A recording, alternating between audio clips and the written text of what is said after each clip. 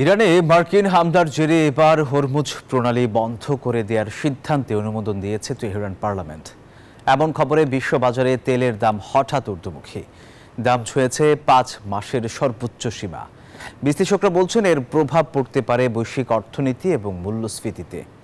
এদিকে তেলের দাম ব্যারেল প্রতি $১০০ ছাড়াতে পারে। ইরান ইসরায়েলের হামলার জেরে উপসাগরীয় দেশগুলো থেকে তেল সরবরাহের মূল রুট হরমুজ প্রণালী বন্ধ করে দেওয়ার সিদ্ধান্তে অনুমোদন দিয়েছে ইরানের পার্লামেন্ট।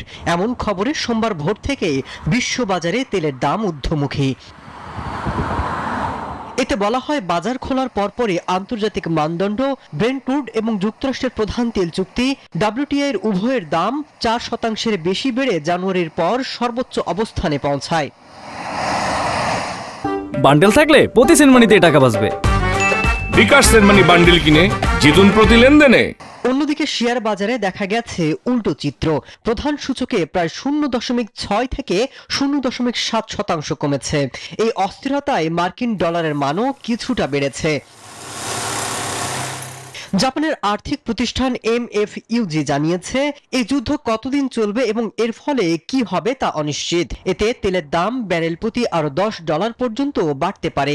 এমন অবস্থায় সবচেয়ে গুরুত্বপূর্ণ হয়ে উঠেছে হরমুজ প্রণালী নিয়ন্ত্রণ। বিশ্লেষকদের মতে, ইরান কৌশলগতভাবে হরমুজ প্রণালীতে জাহাজ চালাতে বাধা দিলে অপরিশোধিত তেলের দাম ব্যারেল প্রতি কমপক্ষে $100 পর্যন্ত পৌঁছাতে পারে। মাসুদ রানা, নিউজ 24।